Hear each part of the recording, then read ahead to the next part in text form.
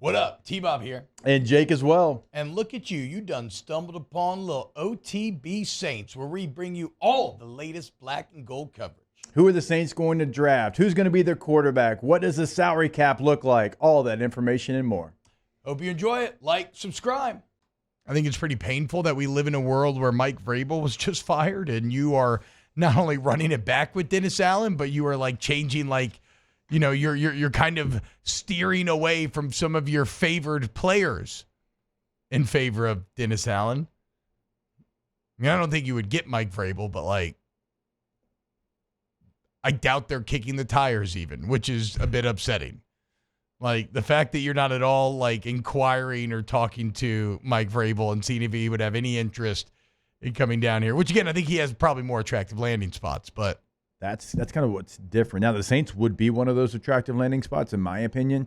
But the fact that they're just like so closed off to the fact, and you've got some real candidates out there that are game changers that can move the needle. And I think you have some great jobs that are open. We know the Chargers roster is very talented, underachieving under Brandon Staley. I think the Raiders have an attractive roster and pieces of it. The Titans have pieces of an attractive roster. So my whole point is, like, the Commanders, like, it wasn't that long ago that they're getting into the postseason. A lot of those players are still there. So a lot of times when you have this many jobs open, it's like 1 win, 2 wins, 3 win teams with bad rosters, no quarterback. It's not really the case necessarily this year in some of these. I mean, you look at what the Chargers have available, and Justin Herbert and Bosa and Mack and Williams and Allen, all these pieces that they have. Even if you don't want those pieces, you can move them for assets, and that's an attractive job, and it's in obviously a huge market. So there's going to be a lot of candidates that are trying to vie for those jobs, but I think if New Orleans was open, you would have a lot of people interested in that one, considering what the culture has been over the last 15 years and who you have available as far as your roster that's still under contract. Well, and yeah, I mean, look, I mean, this last game was such a tantalizing glimpse of some of the positives going forward. Like, your young offensive core looks awesome. Actually, and your young secondary. I mean, Paulson Adebo and Alontae Taylor shined this season. Yeah, they did. Peyton Turner recovered a fall. No, I'm just kidding. But you did. But no, I mean, look, Rashid Shaheed just gets better and better. Chris Olave's awesome. A.T. Perry really started to show up at the end. Juwan Johnson's pretty exciting. Kendre Miller and his first big opportunity. So, like, yeah, there are nice assets, but Howden at the safety position, your 5th round pick. Yeah, but you are running with, and now it looks like Jeff Ireland is going to be interviewing for GM jobs and whatnot. Which again, I don't know. You could go either way with how you feel, I guess, about that. But yeah, I mean, the Titans fired Mike Vrabel, and you're sticking with Dennis Allen. This is not like the Steelers sticking with Mike Tomlin year in and year out.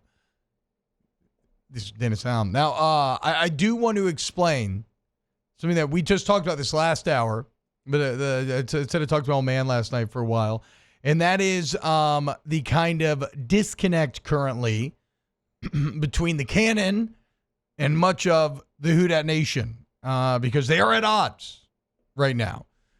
And there's a lot of elements as to why. I think part of it is generational, you know. It seems like a lot of the old heads are more turned off by this sort of rogue move by the players than are a lot of younger people, both players and non-players alike. Mm-hmm. But in my terms, in terms of, I think it goes back to a bit of what we said last hour, where I think there are kind of two truths in play, and where you fall is determined by what truth makes you more angry. One truth is that you had the players directly disobey the head coach and pull what I believe to be, even if I don't care about it that much, an objective Bush League move doing the run out of victory, whatever, right?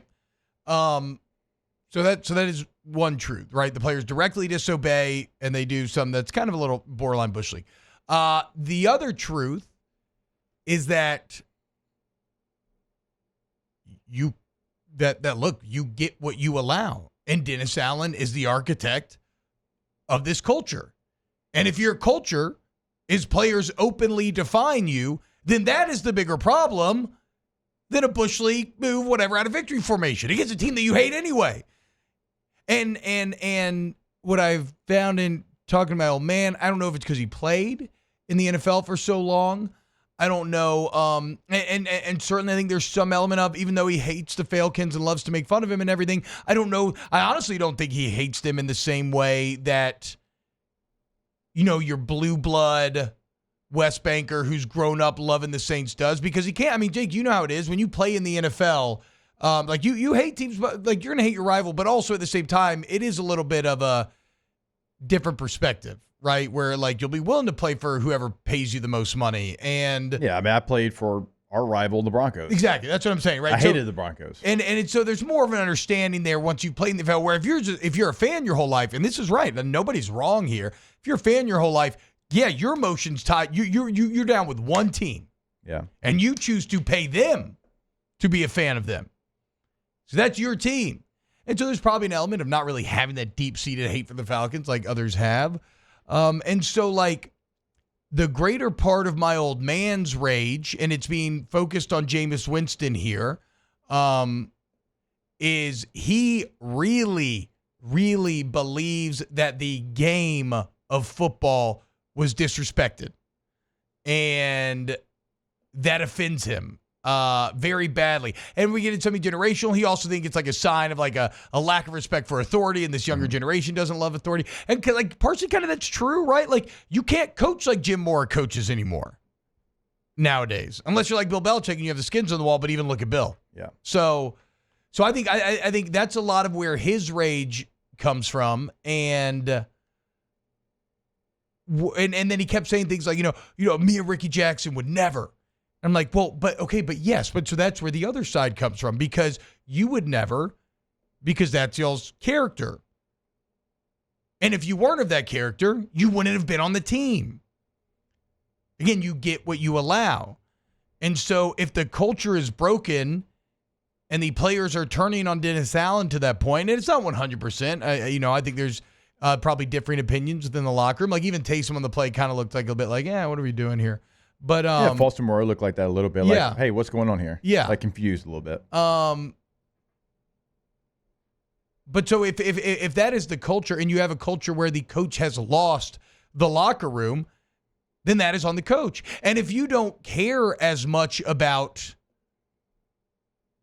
respecting the game or whatever it is, or you think the ultimate fault lies with Dennis Allen rather than the players for choosing to go a bit rogue, well then, your rage is going to be much more fueled by the fact that you have a head coach that allows a culture that created this situation to begin with, right?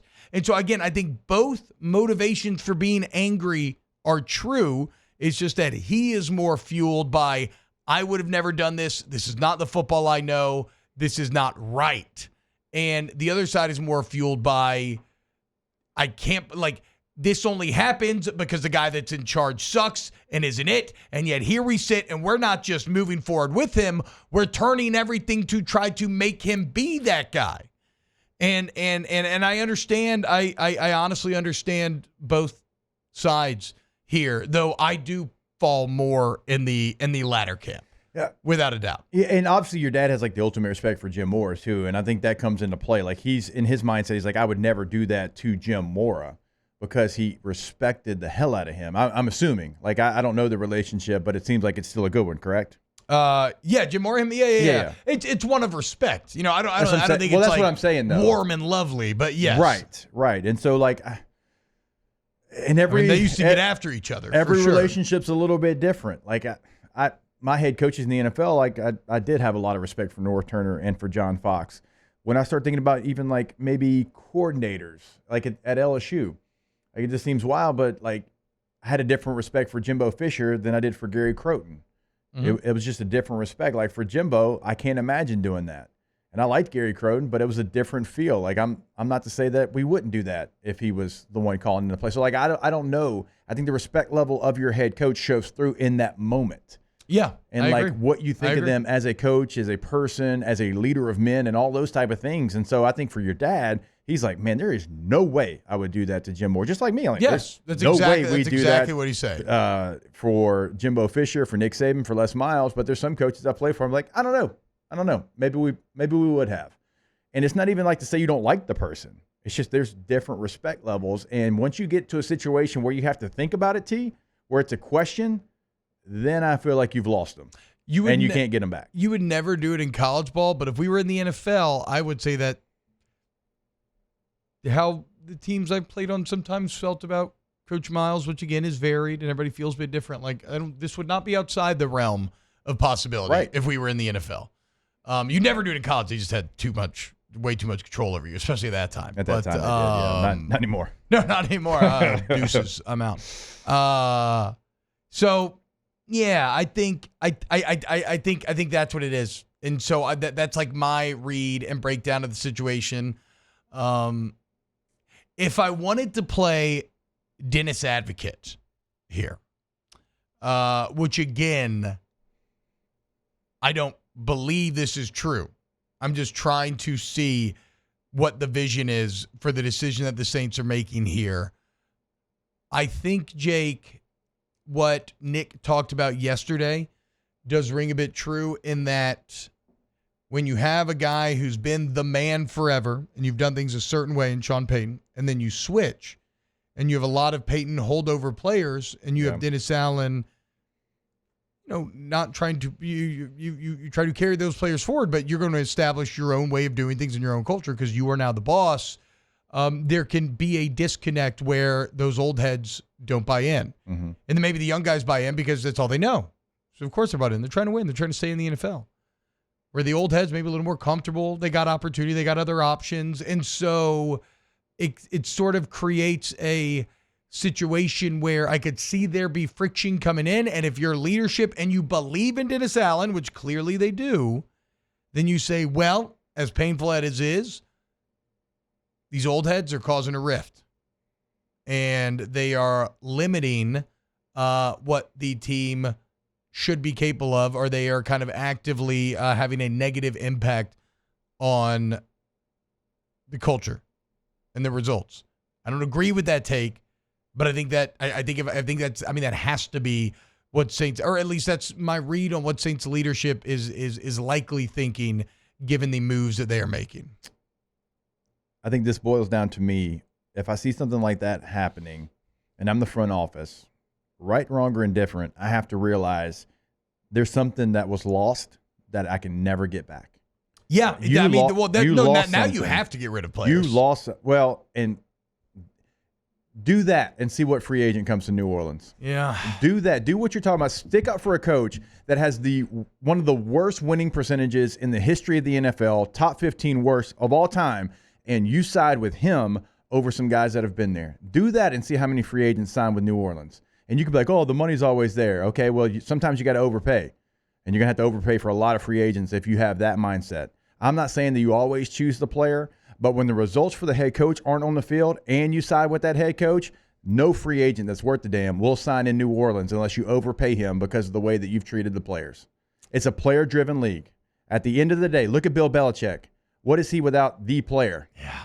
He ain't very good right now. Not to say he couldn't have been, but he ain't very – it's a player-driven league, and you would show the entire NFL that we are choosing and siding with a coach that's not worth the damn over players in this situation.